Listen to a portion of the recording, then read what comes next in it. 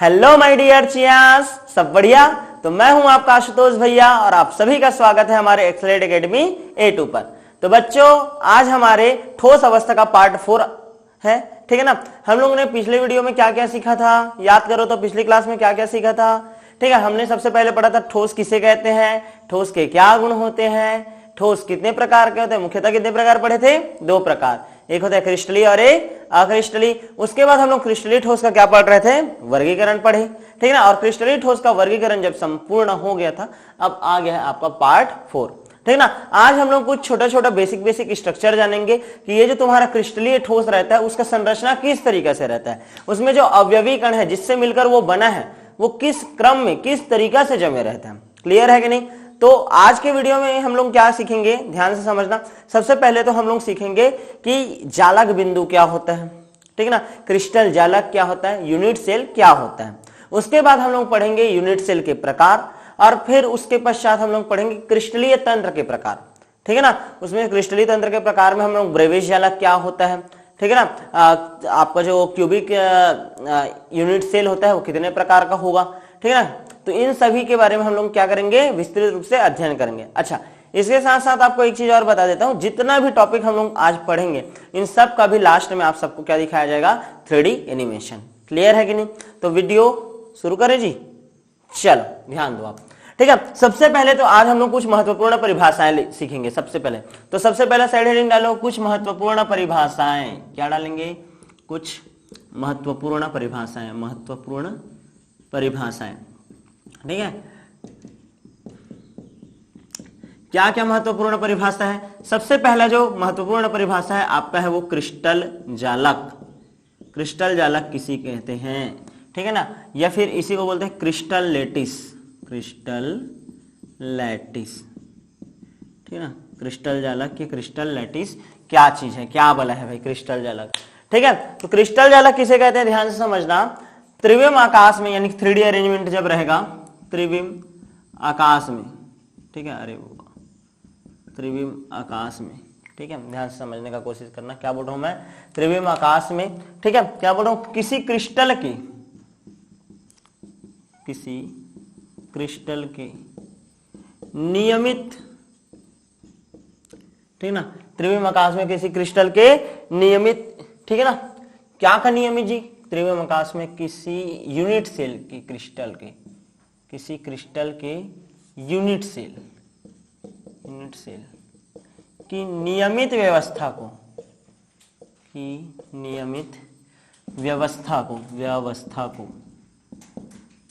हम क्रिस्टल जालक या फिर क्या बोलते हैं उसी को, त्रिविम जालक कहते हैं, या त्रिविम जालक कहते हैं। समझ नहीं आया होगा, समझाएंगे। 2 मिनट धैर्य रखो भाई, 2 मिनट, ठीक है ना। क्या बोल रहा है? त्रिविम आकाश में 3D में ये जो आपका पोर्शन है वो क्या है, अभी 3D है, ठीक है। जैसे कि 2 तल ही है तो 2D है। अब ये तीसरा भी आ गया, ऐसे समझ रहे हो नहीं, एक्स एक्सिस, वाई एक्सिस और ये जेड एक्सिस। तो इस 3D में आपका जो यूनिट सेल है, यूनिट सेल का क्या होगा, एक निश्चित व्यवस्था रहेगा, नियमित क्रम रहेगा। जब बारंबार उसका यूनिट सेल का क्या होगा, पुनरावृत्ति होगा, तो उसके फलस्वरूप जो आपका संरचना बनता है उसको हम लोग क्या बोलते हैं, क्रिस्टल जालक। समझ आया कि नहीं आया? चलो एक घर का उदाहरण दे रहा हूं। एक घर है, उस पूरे घर को हम लोग क्या बोल रहे हैं, क्रिस्टल जालक बोल रहे हैं, ठीक है। अब वो घर किससे मिलकर बना है? तो जी ईंट से मिलकर बना है, ठीक है। तो छोटा छोटा जो ईंट है वो है आपका क्या, यूनिट सेल। क्या है? Unit cell. समझ आ रहा है कि नहीं? तो मैं क्या बोल रहा हूं कि 3D में किसी क्रिस्टल के यूनिट सेल की नियमित व्यवस्था को, क्रिस्टल के किसको, यूनिट सेल के नियमित व्यवस्था को हम लोग क्या बोलते हैं जी, त्रिविम जालक या क्रिस्टल जालक। जैसे कि मैं क्या बोल रहा हूं, ये एक क्यूब है, क्यूब देखे हो, क्यूब, ठीक है। अब ये एक और ऐसा है, समझ पा रहे हो कि नहीं, ठीक है। अरेंजमेंट होते जाएगा जी, क्लियर है। फिर इधर एक और लगेगा, क्लियर है कि नहीं। तो इस तरीके से लगातार एक सिंगल जो क्यूब है उसको मैं क्या बोल रहा हूँ, यूनिट सेल बोल रहा हूँ। क्या बोल रहा हूँ मैं? Unit cell. और ये जो यूनिट सेल है ना, इसका क्या हो रहा है, बार बार पुनरावृत्ति हो रहा है। क्लियर है कि नहीं? यानी यूनिट सेल का क्या हो रहा है, आपका बार बार क्या हो रहा है, पुनरावृत्ति हो रहा है। तो उसके फलस्वरूप आपका क्या मिल रहा है, क्रिस्टल जालक, क्रिस्टल लैटिस। क्लियर है कि नहीं? ठीक है। तो अब दूसरा परिभाषा हम लोग देख लेते हैं, यूनिट सेल किसे कहते हैं। ठीक है, यूनिट सेल किसे कहते हैं, इकाई सेल बोल देते हैं इसी को, क्या बोलते हैं, इकाई सेल, ठीक है ना, या इसी को बोलते हैं एकक कोष्ठिका, एकक कोष्ठिका, ठीक है ना। तो एकक कोशिका का परिभाषा क्या बोलोगे, क्या बोलोगे, चलो बताओ, ठीक है। जब इसमें क्या बोल रहा हूं, त्रिविम आकाश में किसी क्रिस्टल की यूनिट सेल की बारंबार पुनरावृत्ति हुआ है, ठीक है ना, नियमित व्यवस्था है, तो उसी को हम लोग क्या बोले, क्रिस्टल जालक। तो इसको क्या बोलूंगा, क्रिस्टल जालक का वह भाग, क्रिस्टल जालक का वह भाग जिसकी बारंबार पुनरावृत्ति से, जिसकी बारंबार पुनरावृत्ति से क्या बोल रहा हूं जी, क्रिस्टल जालक का वह भाग जिसकी बारंबार पुनरावृत्ति से किसका निर्माण होता है, क्रिस्टल का, ठीक है, क्रिस्टल जालक का निर्माण होता है, जालक का निर्माण होता है, उसे हम यूनिट सेल कहते हैं, उसे हम यूनिट सेल या एकक कोष्ठिका कहते हैं, एकक कोष्ठिका कहते हैं। क्लियर है कि नहीं। जैसे कि ये ध्यान से समझो, क्यूब ना बनाकर ऐसा चौकोर बना दिया हूं मैंने, ध्यान से समझने का कोशिश करना, 3D में है ऐसा समझ यानी कि इस टाइप का है ये, लेकिन कॉम्प्लिकेटेड होगा ऐसा बोल रहा हूँ। तो फिर ये एक और है, समझ रहे हो कि नहीं। अब ये बार बार क्या करेगा, अपना पुनरावृत्ति करेगा, समझने का कोशिश करो, ऐसा क्या होगा, ऐसा बार बार पुनरावृत्ति होगा। तो इस तरीके से आपका क्या बन जाता है, क्रिस्टल जालक। लेकिन ये जो क्रिस्टल जालक है वो मिलकर जिससे बना है, उसका जो सबसे छोटा इकाई है उसी को ही हम लोग क्या बोल रहे हैं, यूनिट सेल। क्या बोल रहे हैं, यूनिट सेल। यूनिट मतलब क्या जी, इकाई, सबसे छोटा भाग। क्लियर है कि नहीं। तो क्या बोल रहा हूं कि क्रिस्टल जालक का वह भाग जिसकी बारंबार पुनरावृत्ति, ये पूरा क्रिस्टल जालक बनेगा बहुत बड़ा, ठीक है, तो उसका सबसे छोटा भाग जिसका बार बार क्या हुआ, रिपीटिंग हुआ है, तो उसी भाग को हम लोग क्या बोलते हैं, यूनिट सेल या इकाई सेल।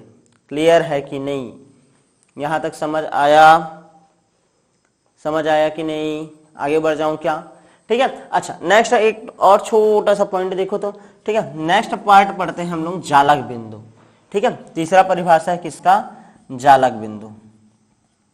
अब तुमको बोल रहा हूं क्रिस्टल किससे मिलकर बना रहता है, अवयवी कणों से। कई बार हो गया उसी चीज को बोलते हैं। अवयवी कण क्या हो सकते हैं जी, अणु हो सकते हैं, परमाणु हो सकते हैं, या तो फिर क्या हो सकते हैं, आयन हो सकते हैं। तो मैं क्या बोल रहा हूं, जालक बिंदु किसे कहते हैं, कि किसी क्रिस्टल जालक के, ध्यान से समझना, किसी क्रिस्टल जालक के अवयवी कण जिस स्थान पर स्थित हो, अवयवी कण जिस स्थान पर स्थित होते हैं, उसे हम लोग क्या बोलते हैं जी, जालक बिंदु। उसे हम जालक बिंदु कहते हैं, जालक बिंदु कहते हैं, जालक बिंदु कहते हैं। क्लियर है कि नहीं। जैसे कि ये मान लो ये यूनिट सेल है, ध्यान से समझना, ये यूनिट सेल है। तो इस यूनिट सेल में जो आपका अणु, परमाणु या आयन है वो किस स्थान पर स्थित है, ठीक है ना। तो मान लो कोने पर स्थित है, तो जालक बिंदु क्या है, आपका कोना है। समझ रहे हो कि नहीं, ठीक है। मान लो ऐसा कोर पर स्थित है, तो कोर है जालक बिंदु। मान लो यूनिट सेल जो है आपके फलक पर स्थित है, फलक है जालक बिंदु। समझ पा रहे हो कि नहीं सब चीजों को, क्लियर है कि नहीं। तो मैं 3 परिभाषा भी बताया जी। सबसे पहला तो देखो, सबसे छोटा इकाई है क्या, आपका यूनिट सेल। इसका बारंबार पुनरावृत्ति हुआ, किसका निर्माण होगा, क्रिस्टल जालक का। अब ये जो क्रिस्टल जालक है, वहां पास अवयवी कण कहां कहां पास स्थित हो सकता है, जहां जहां पास अवयवी कण उपस्थित हो सकता है उस जगह को बोलते हैं हम लोग क्या, जालक बिंदु। क्या बोलते हैं, जालक बिंदु। इतना परिभाषा समझ आया क्या, क्लियर है क्या। आगे बढ़ जाएं, चलो लिखो भाई, ठीक है, फिर मिटाते हैं, ठीक है। आगे बढ़ जाऊं, चल। तो अब आप लोगों ने तीनों का परिभाषा पढ़ लिया। सबसे पहले परिभाषा पढ़े किसका, क्रिस्टल जालक का। क्रिस्टल जालक का परिभाषा हम लोग क्या बोले कि त्रिविम आकाश में किसी यूनिट सेल के नियमित व्यवस्था से जो बना हुआ संरचना है, या फिर ऐसा भी बोल सकते हैं यूनिट सेल के बारंबार पुनरावृत्ति से जो बना हुआ क्या है, आपका संरचना है, उसको हम लोग क्या बोलते हैं, क्रिस्टल जालक। फिर बात किए थे किसका, इकाई सेल। तो इकाई सेल के परिभाषा में बस उल्टा ही बोलना है कि क्रिस्टल जालक का वह भाग जिसकी बारंबार क्या होता है, पुनरावृत्ति होता है। तो उसके फलस्वरूप जो संरचना बनता है उसको हम लोग क्या बोलते हैं, यूनिट सेल बोलते हैं। और सबसे लास्ट जो तीसरा था वो पढ़े जालक बिंदु, तो हम लोग क्या बोले कि अवयवी कण जिस स्थान पर उपस्थित रहता है, अवयवी कण किसी क्रिस्टल जालक में जिस स्थान पर उपस्थित रहता है उसको क्या बोलते हैं, जालक बिंदु। यहां तक क्लियर है कि नहीं। अब हम लोग पढ़ेंगे इकाई सेल के प्रकार। क्या पढ़ेंगे, इकाई सेल के प्रकार या यूनिट सेल के प्रकार, types of unit cell, types of unit cell, एकक कोष्ठिका के प्रकार, एकक कोष्ठिका के प्रकार।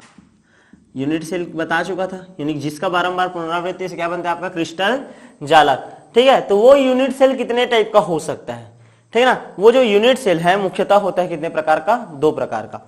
आपका सबसे पहला जो यूनिट सेल है उसको बोलते हैं हम लोग आद्य, या फिर उसी को बोलते हैं सरल। ध्यान से समझना, क्या बोल रहा हूं, आद्य या सरल घनीय सेल। सबसे पहला है क्या, आद्य या सरल घनीय सेल, ठीक है। और दूसरा होता है आपका केंद्रित घनीय सेल, आद्य या सरल घनीय सेल, ठीक है ना। आद्य यानी कि प्रिमिटिव बोलते हैं, प्रिमिटिव क्यूबिक सेल, या फिर उसी को ही हम लोग सरल को ही बोल सकते हैं क्या, सिंपल क्यूबिक सेल, एससीसी बोलते हैं, ठीक है। और दूसरा होता है आपका केंद्रित घनीय सेल, ठीक है ना, सेंटर्ड, ठीक है ना, क्यूबिक सेल, ठीक है ना।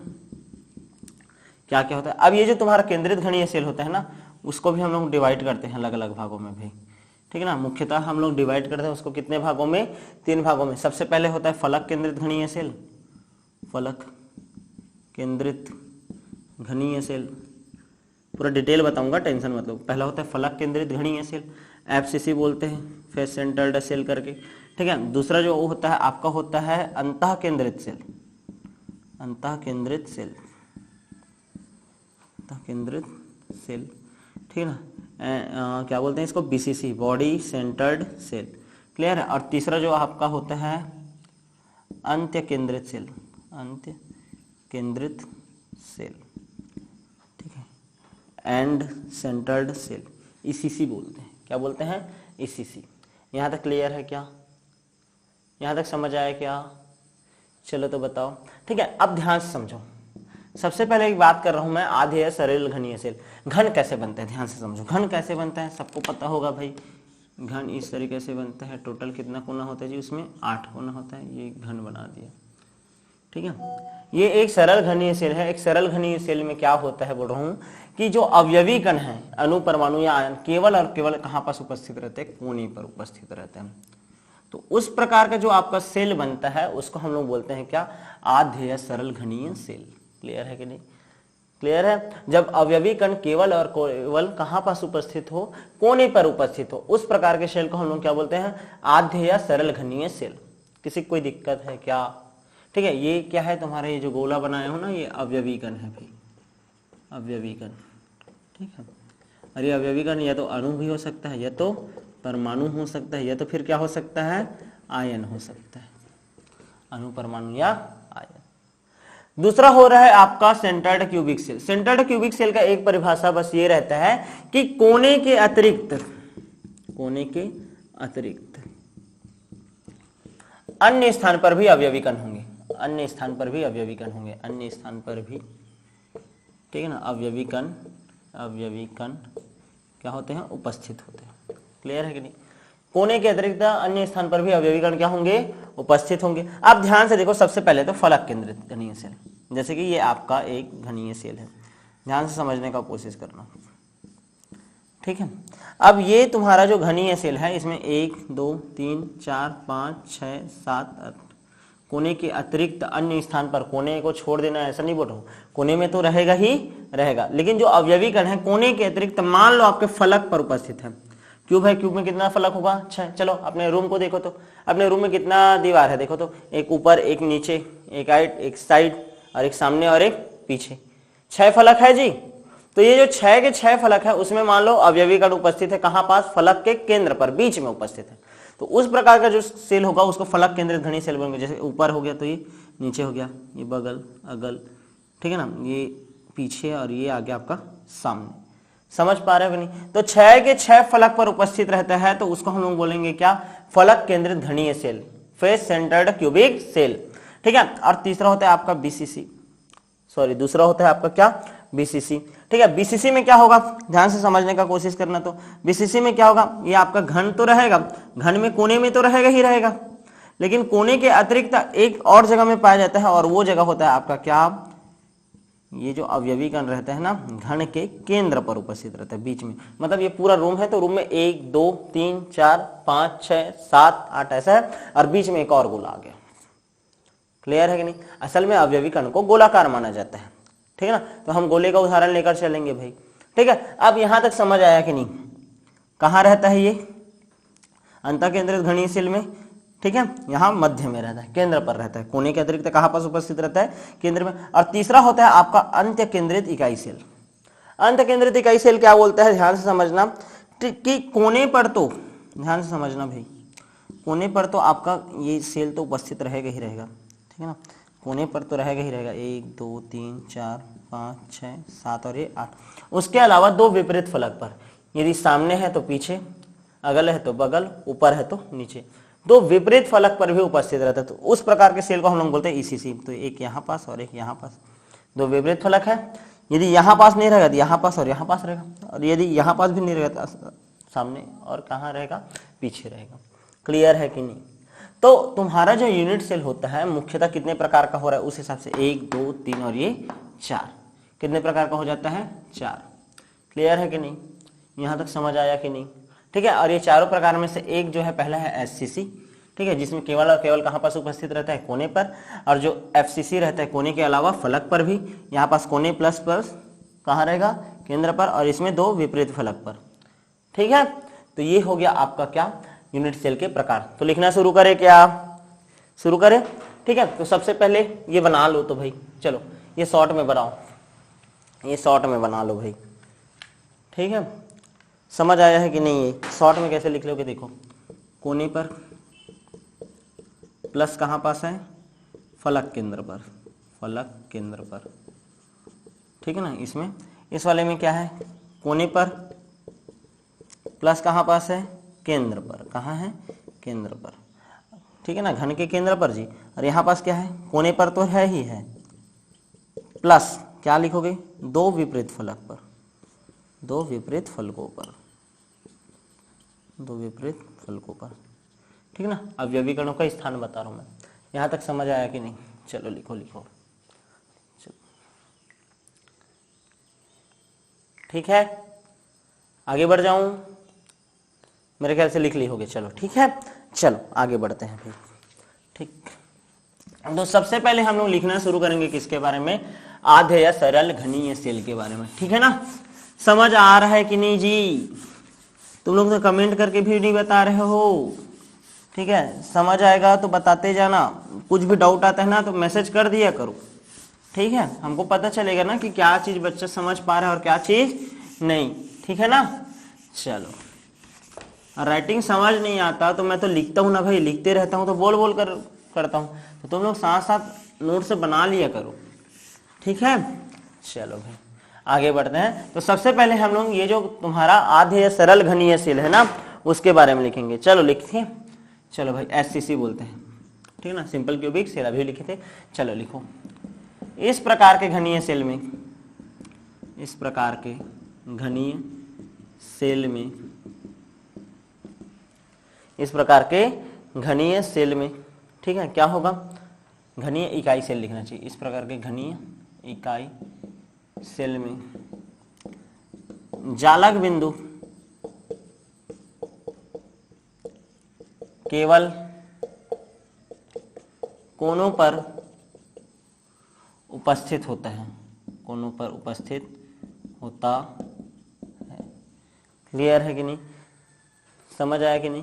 केवल जालक बिंदु कहां पास उपस्थित होता है? केवल कोनों पर उपस्थित होता है। उसको हम लोग क्या बोलते हैं? आधेय सरल घनीय सेल, ठीक है ना। दूसरा क्या बताया था हम आप लोगों को? केंद्रित घनीय इकाई सेल, असल में इकाई सेल का प्रकार पढ़ रहे हो ना। तो केंद्रित घनी इकाई सेल क्या होता है? इस प्रकार के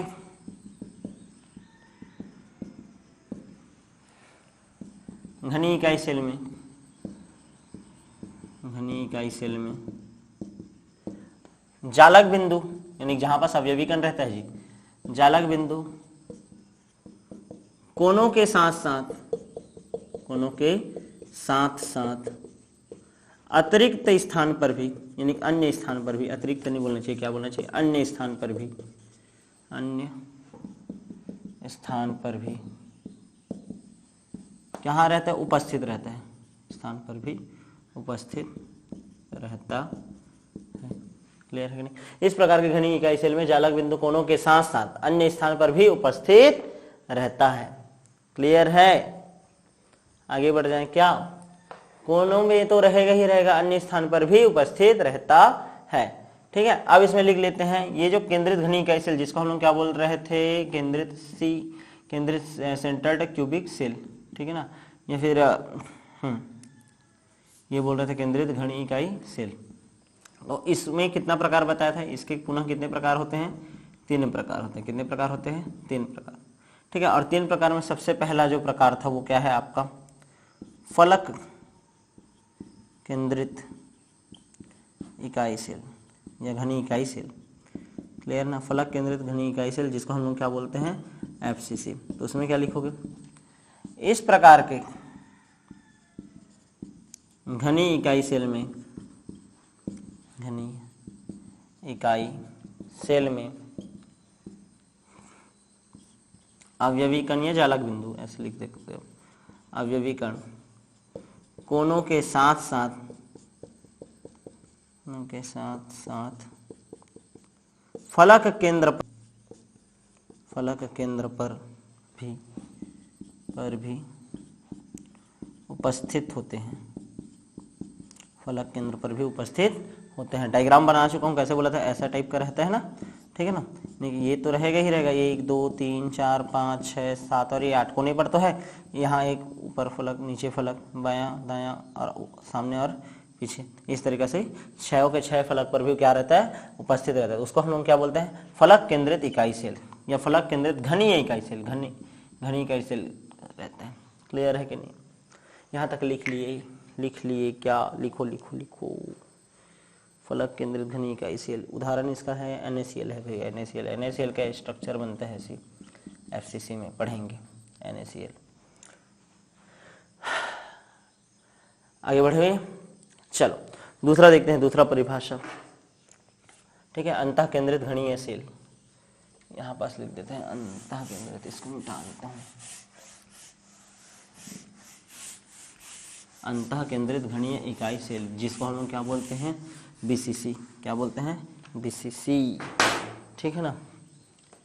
क्या लिखते हैं? दूसरा है अंतः केंद्रित घनीय इकाई सेल, अंतः केंद्रित घनीय इकाई सेल, जिसको हम लोग क्या बोलते हैं जी? BCC, body centred cell. इसमें क्या लिखोगे?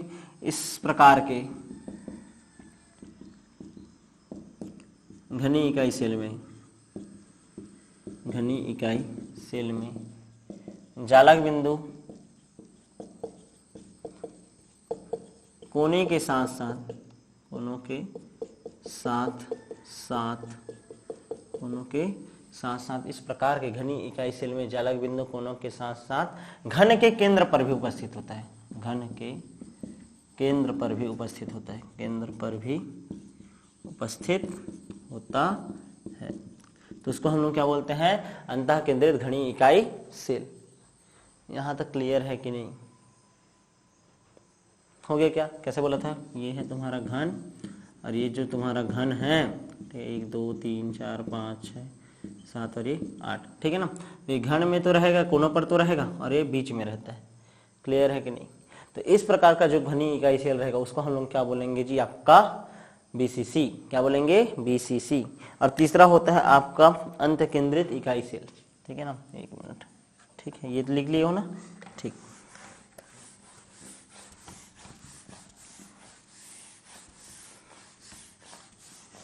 तीसरा है आपका ठीक है। तीसरा अंत्य केंद्रित इकाई सेल, घनी सेल नहीं बोल रहा हूँ, इकाई सेल, क्योंकि घनी सेल में ये अंत्य केंद्रित वाला पार्ट नहीं होता, ठीक है ना। अंत्य केंद्रित इकाई सेल, अंत्य केंद्रित इकाई सेल क्या होता है बोला हूँ मैं, इस प्रकार के घनीय सेल में, इस प्रकार के घनी नहीं है जी, सॉरी, इकाई सेल में, इस प्रकार के इकाई सेल में, इस प्रकार के इकाई सेल में जो आपका अवयवी कण है जालक बिंदु, अवयवी कण वही जालक बिंदु में रहते हैं ना, तो इस प्रकार के इकाई सेल में जालक बिंदु कोनों के साथ साथ, कोने में तो रहेगा ही रहेगा, कोनों के साथ साथ किन्हीं दो विपरीत फलकों पर भी पाया जाता है, किन्हीं दो विपरीत फलकों पर भी उपस्थित होता है, विपरीत फलकों पर भी उपस्थित होता है। क्लियर है कि नहीं। जैसे बोला था ना, ये है आपका, ये घन बना, तो ये जो आपका घन है ये कोने में तो रहेगा ही रहेगा, ठीक है ना। ये फलक है तो ऊपर में फलक है तो नीचे में रहेगा, ठीक है ना, या तो फिर अगल है तो बगल में रहेगा और आगे है तो पीछे में रहेगा। क्लियर है कि नहीं। तो इस प्रकार होता है आपका अंत्य केंद्रित इकाई सेल। क्लियर है, यहां तक समझ आएगा नहीं। तो यूनिट सेल का टाइप क्लियर है, ठीक है, इतना समझ आया कि नहीं। ठीक है, तो अब नेक्स्ट टॉपिक की ओर हम लोग आगे बढ़ते हैं, ठीक है ना। नेक्स्ट टॉपिक क्या है ध्यान से देखते हैं, ठीक है। नेक्स्ट टॉपिक हम लोग पढ़ेंगे आपका क्रिस्टल तंत्र के प्रकार। क्या पढ़ेंगे, क्रिस्टल तंत्र। असल में ये जो आपका क्रिस्टल होता है, क्रिस्टल जालक होता है, वो कितने प्रकार का होता है, कितने प्रकार का उसका सिस्टम होता है, इसके बारे में पढ़ेंगे। फिर उसी के अंदर हम लोग पढ़ेंगे, ठीक है, कि आपका जो क्या बोलते हैं ब्रेविस जालक की संख्या कितना होता है, इसके बारे में देखेंगे। ठीक है, तो अब नेक्स्ट टॉपिक है आपका क्रिस्टल तंत्र के प्रकार। या सबसे पहले तो ऐसे लिखते हैं क्रिस्टल तंत्र के पैरामीटर। साइड हेडिंग डालो, चलो, क्रिस्टल तंत्र के पैरामीटर, क्रिस्टल तंत्र के पैरामीटर, क्रिस्टल तंत्र के पैरामीटर। ध्यान से समझो, कोई भी जो आपका क्रिस्टल है, ध्यान से समझने का कोशिश करना बच्चों, ठीक है ना, थोड़ा सा ऊपर नीचे बन रहा है, ध्यान से समझो। कोई भी जो आपका, थोड़ा सा ढंग से बन जाए,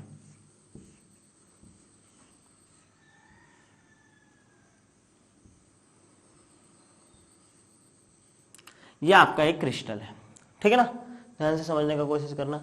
ये आपका एक क्या है, क्रिस्टल है। तो ये क्रिस्टल जो है ये किस चीज के ऊपर डिपेंड करता है। सबसे पहले तो ये जो अक्ष है ना, इस अक्ष के लंबाई के ऊपर निर्भर करता है, ठीक है, और दूसरा चीज निर्भर करता है इनके बीच में बने हुए कोण के ऊपर। क्लियर है कि नहीं। तो कोई भी जो क्रिस्टल रहता है उसके दो पैरामीटर हैं। पहला है तो है उसके अक्ष की लंबाई, अक्षों की लंबाई है, और उसके मध्य में जो बनने वाला क्या है, अक्षों के मध्य बनने वाला जो क्या है आपका कोण है, इसके ऊपर डिपेंड करता है। क्लियर है कि नहीं। और इसका लंबाई कैसा होगा, आपस में बराबर होगा कि बराबर नहीं होगा, ठीक है, इनके मध्य का कोण कैसा होगा, इसके आधार पर हम लोग जो क्रिस्टल रहते हैं उसको क्या करते हैं, वर्गीकृत करते हैं। और मुख्यतः क्रिस्टल तंत्र के हम लोग बताते हैं कितने प्रकार, 7 प्रकार। कितने प्रकार बताते हैं, 7 प्रकार। क्लियर है कि नहीं। तो सबसे पहले तो देखते हैं क्रिस्टल तंत्र के पैरामीटर क्या है, ठीक है, 1 मिनट रुकना ना, ठीक है। तो ध्यान से समझना, कोई भी जो यूनिट सेल रहता है, ठीक है ना, इस यूनिट सेल के, क्रिस्टल तंत्र किससे बना है, यूनिट सेल से ना, तो यूनिट सेल के पैरामीटर निम्न है। 2 पैरामीटर होता है, बोला हूं, पैरामीटर निम्न है। सबसे पहला पैरामीटर क्या है जी, चलो तो बताओ। सबसे पहला पैरामीटर क्या है, यूनिट सेल के जो अक्ष की लंबाई है, जिसको हम लोग किससे निरूपित करेंगे, ए बी सी से, जो कि परस्पर लंबवत हो भी सकते हैं और परस्पर लंबवत नहीं भी हो सकते। देखो आपस में लंबवत है, 90 अंश के में है, और 90 अंश हो भी नहीं सकते। क्लियर है कि नहीं। तो सबसे पहला तो है, ठीक है, यूनिट सेल के पैरामीटर निम्न है लिखा हूं। और सबसे पहला क्या, कैसे लिखोगे, यूनिट सेल के अक्षों की लंबाई, अक्ष जी के अक्षों की लंबाई को स्मॉल ए, स्मॉल बी और स्मॉल सी से निरूपित करते हैं, निरूपित करते हैं, ठीक है। इन अक्षों,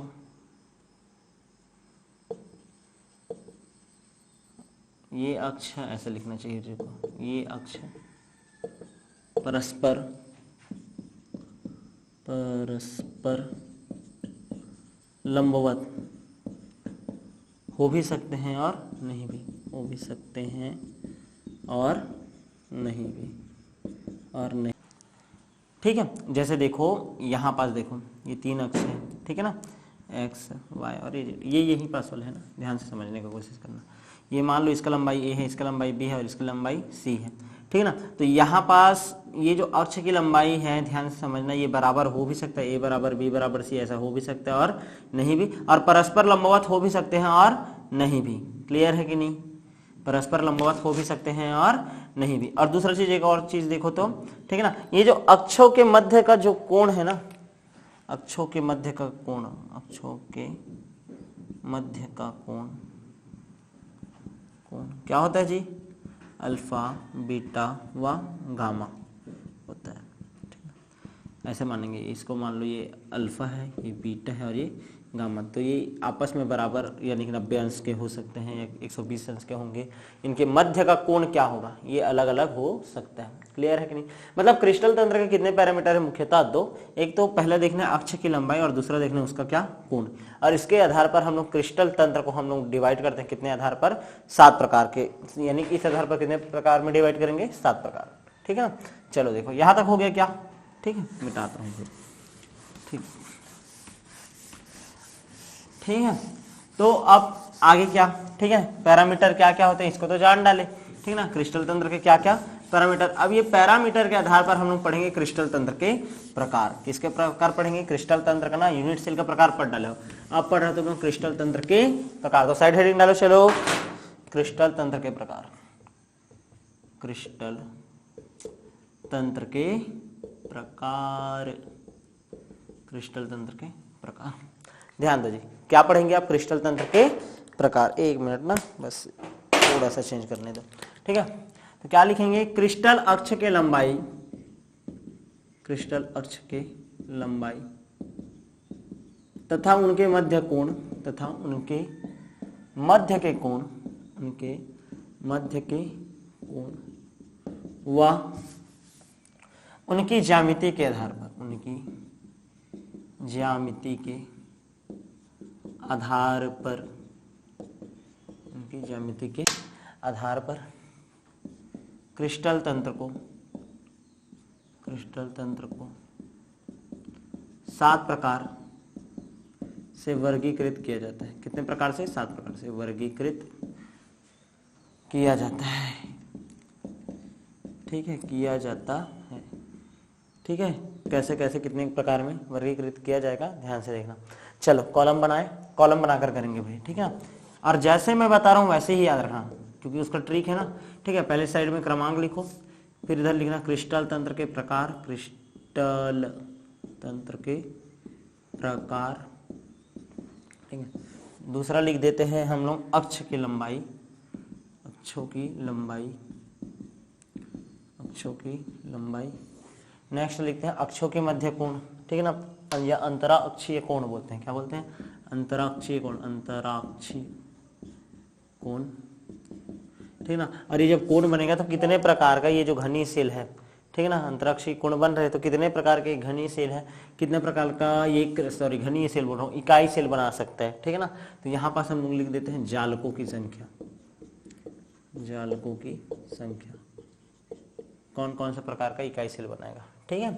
चलो भाई, ठीक, कितने प्रकार का होता है? 7, 1 2 3 4 5 6 और 7। क्लियर है? चलो सबसे पहला आता है क्यूबिक सेल, घनीय सेल बोलते हो जिसको, ठीक है ना। दूसरा आता है आपका tetragonal cell, tetragonal cell English name ही याद रखना है।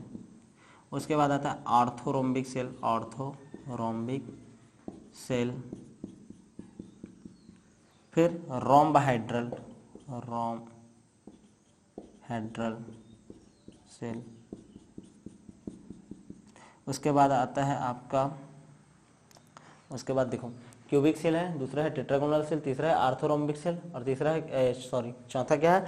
रोम्बहेड्रल सेल और पांचवा है आपका hexagonal cell, hexagonal cell, hexagonal cell, ठीक है। उसके बाद आता है आपका मोनोक्लिनिक, और एक आता है आपका लास्ट में ट्राई क्लिनिक। क्लियर है कि नहीं? कितने प्रकार का है देखो तो टोटल 7 प्रकार का भाई। ठीक है, सबसे पहला है क्यूबिक, दूसरा है टेट्रागोनल, तीसरा है आर्थोरोम्बिक, चौथा है रोम्बाहेड्रल, पांचवा है क्या हेक्सागोनल, छठवा है क्या मोनोक्लिनिक, और सातवां है क्या है ट्राइक्लिनिक। ट्रिक क्या याद रखना, trick trick trick trick trick trick, क्या है ट्रिक, ध्यान देना ट्रिक। HMT चावल खाया हो रे, खाया हो कि नहीं? नहीं खाया हो, तुम लोग जानो भाई CTRHMT। ठीक है, cubic cell, tetragonal cell, orthorhombic cell, rhombohedral cell, hexagonal cell, monoclinic और ट्राइक्लिनिक। क्लियर है ना? तो ट्रिक याद रखना CTRHMT, बस इतना ही याद करना बच्चों, बस CTRHMT, cubic cell, tetragonal cell, orthorhombic cell, rhombohedral cell, hexagonal cell, monoclinic और ट्राइक्लिनिक। क्लियर ना? CTRHMT, CTRHMT ऐसे करके याद रखना। अक्ष की लंबाई देखते हैं, सबका अक्ष का लंबाई क्या होता है। सबसे पहले तो सब में बराबर बराबर कर देना। कितना अक्ष होता है? 3 ना। देखो ना जी, ये वाला याद करो, ये ए है, ये बी है और ये सी है, तो ये अल्फा, सॉरी ये क्या हो गया, अल्फा बीटा गामा ऐसे है। ठीक है, तो मान लो अक्ष की लंबाई ए बराबर बी बराबर सी, सब में किए रहो अभी तो, ए बराबर बी बराबर सी, तीसरा ए बराबर बी बराबर सी, चौथा भी ए बराबर बी बराबर सी बराबर बी बराबर सी, ए बराबर बी बराबर सी, ए बराबर बी बराबर सी। अब ध्यान से देखो अक्ष की लंबाई कैसे याद करना है। ठीक है ना? पहले बराबर बराबर वाला, ये बराबर नहीं, ए बराबर बी है लेकिन बी बराबर सी होता नहीं है। उसके बाद ये तीनों आपस में बराबर नहीं है, ये तीनों के तीनों आपस में बराबर नहीं है। फिर ये बराबर है, फिर ये क्या है बराबर, फिर ये बराबर नहीं है। क्लियर है? फिर ये बराबर नहीं है, फिर ये भी बराबर नहीं, ये भी बराबर, ये भी बराबर नहीं, ये भी बराबर नहीं। क्लियर है कि नहीं? क्या बोला हूँ देखो, पहले सबको बराबर करना, सबको बराबर किए, ये बराबर तीनों आपस में, ये बराबर नहीं और ये दोनों बराबर नहीं। क्लियर है? यहाँ तक हो गया। फिर इसी को रिपीट करना, बराबर बराबर नहीं। क्लियर है? फिर इसको रिपीट किए, लास्ट में एक बराबर कर देना। समझ आया कि नहीं? ऐसे ही याद रखना है ना। ऐसा कई बार पूछता है कि क्यूबिक सेल में अक्षों की लंबाई आपस में बराबर होती है कि नहीं? हाँ होता है। टेट्रागोनल सेल में 2 अक्षों की लंबाई बराबर होती है लेकिन तीसरा का लंबाई बराबर नहीं होता। समझ रहे हो? और तीनों भुजाओं, ये तीनों अक्षों की लंबाई आर्थोरोम्बिक सेल में क्या होता है? अलग अलग होता है। माचिस का तीली देखी होगी, ठीक है, वो वाला है। यहाँ तक समझ आ रहा है कि नहीं? ये अलग अलग रहता है भाई। ठीक है, माचिस का डिब्बा वाला बोल रहा था, तीली बोल डाला। ठीक, यहाँ तक क्लियर है कि नहीं? अक्षों की लंबाई क्लियर है। नेक्स्ट देखते हैं। नेक्स्ट अंतराक्षी कौन कौन सा बनता है? अल्फा बनता है, बीटा बनता है और गामा बनता है। अक्ष कौन कौन सा था? ए, बी और सी। अंतराक्षी कोण का देखो, अल्फा बराबर बीटा बराबर गामा, कितना अंश? 90 अंश। अल्फा बराबर बीटा बराबर गामा कितना अंश होता है जी? 90 अंश। ठीक है, दूसरा भी देखो, अल्फा बराबर बीटा बराबर गामा बराबर भी 90 अंश। यहाँ पास भी अल्फा बराबर बीटा बराबर गामा बराबर कितना आएगा? 90 अंश। क्लियर है कि नहीं? शुरुआत का जो तीनों है, तीनों में जो अंतराक्षी कोण का मान रहता है कितना अंश रहता है? 90 अंश। क्लियर है ना? अच्छा, ये वाला का देखो तो, अल्फा बराबर बीटा बराबर gamma is not equal to 90 degree. ठीक है ना? ये जो तीनों का मान है 90 अंश होता नहीं है। क्लियर है?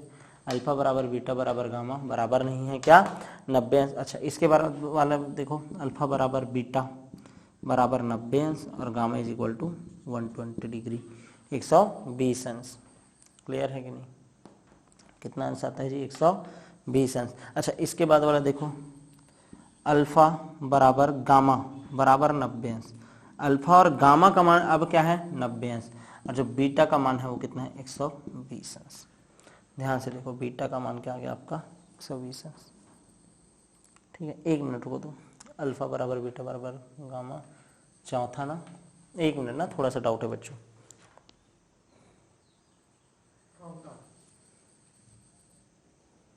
सही है। अल्फा बराबर बीटा बराबर 90 अंश, gamma is equal to 120 degree. ठीक है ना? अल्फा बराबर बीटा, ठीक है, अल्फा बराबर बीटा है कि गामा है? अल्फा बराबर छठवा है ना, मोनोक्लिनिक है। 1 मिनट ना, छठवा है आपका मोनोक्लिनिक। अल्फा बराबर गामा सही लिखा था जी, बराबर 90, लेकिन beta is not equal to 90 degree. ठीक, ठीक है, बीटा का मान 90 अंश नहीं होता। अच्छा, इसके बाद देखो तो, अल्फा बराबर बीटा बराबर गामा, ठीक है ना, और उसका मान आता है क्या 90।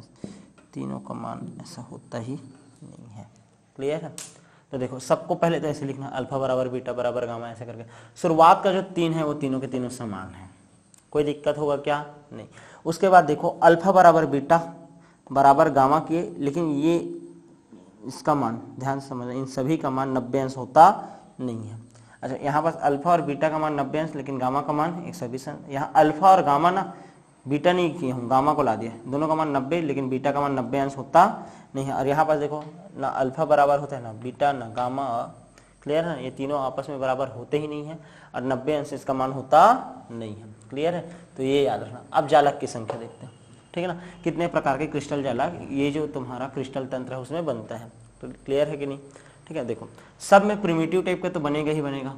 1 2 3 है, ये 4 है, 5 है, 6 है और ये 7।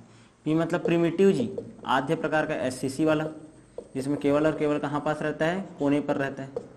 क्लियर है ना? ये वाला क्रिस्टल तंत्र बनेगा ही बनेगा। अच्छा, दूसरा देखो घनी इकाई सेल में एक और बनता है, बीसीसी भी बनता है और एफसीसी भी बनता है। क्लियर है ना? इस कारण तुम लोग जब क्यूबिक सेल पढ़ोगे ना तो देखना उसमें ईसीसी नहीं पढ़ाते तुम लोगों को, केवल और केवल किसके बारे में पढ़ाया जाता है, आपका एससीसी, बीसीसी और एफसीसी। कभी भी ईसीसी आज तक के देखना क्वेश्चन में आया ही नहीं है बोर्ड में। ठीक है? अच्छा, ये वाला देखो तो टेट्रागोनल में हम लोग पढ़ेंगे, प्रिमिटिव तो पढ़ेंगे ही पढ़ेंगे, उसके साथ बीसीसी भी पढ़ते हैं, और सबसे ज़्यादा इसमें बीसीसी भी पढ़ोगे, एफसीसी भी पढ़ोगे, ईसीसी भी पढ़ोगे। ठीक है ना? ईसीसी भी पढ़ना पड़ेगा। अच्छा, उसके बाद ये वाला जैसे सेकंड लास्ट है उसमें भी ईसीसी पढ़ते हैं। क्लियर है? तो टोटल इसका संख्या को गिनो, 1 2 3 4 5 6 7 8 9 10 11 12 13 और ये 14। मतलब 7 प्रकार के क्रिस्टल तंत्र में, 7 प्रकार के क्रिस्टल तंत्र में 14 प्रकार के जालक का अध्ययन करना पड़ता है। 14 प्रकार के जालकों का अध्ययन किया जाता है, जालकों का अध्ययन किया जाता है। क्लियर है? इसकी खोज किसने किया था? ब्रेवेस ने। इसकी खोज ब्रेवेस नामक वैज्ञानिक ने किया था, ब्रेवेस नामक वैज्ञानिक ने किया था, किया। इस कारण ये जो 14 प्रकार है क्रिस्टल तंत्र का, ठीक है ना, सॉरी जालक तंत्र का, उसको बोलते हैं हम लोग ब्रेवेस जालक। क्या बोलते हैं? ब्रेवेस जालक। क्लियर है? अच्छा, सबसे ज़्यादा ध्यान से सुनो, इकाई सेल किस में बनता है करके कभी भी क्वेश्चन है, किस में लिखोगे? आर्थोरोम्बिक में। किस में बनता है? आर्थोरोम्बिक में। देखो, ठीक है, प्रिमिटिव वाला भी बनता है, बीसीसी भी बनता है, एफसीसी भी बनता है और ईसीसी भी बनता है।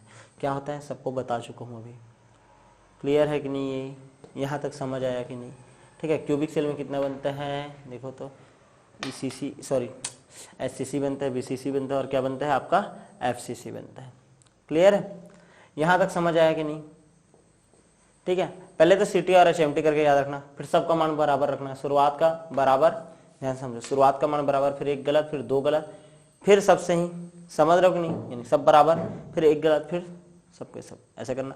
शुरुआत का ये 3 बराबर होता है, अल्फा बराबर बीटा बराबर गामा नॉट इक्वल टू 90 करना, फिर अल्फा बीटा बराबर 90, इसको 120, अल्फा और गामा का 90 करना, बीटा को 90 अंश नहीं करना, फिर तीनों का मान बराबर 90 अंश होता नहीं है। उसके बाद सब में पी पी पी पी यानी कि प्रिमिटिव टाइप होता है करके, ठीक है ना। बी मतलब क्या है? बीसीसी टाइप वाला है जी, ठीक है ना। एफ मतलब क्या है? वो एफसीसी है, और ई मतलब क्या है आपका? ईसीसी है। क्लियर है? और सबके बारे में डिटेल आप लोग पढ़ चुके हो। यहाँ तक समझ आया कि नहीं? चलो छपो। ठीक, चल।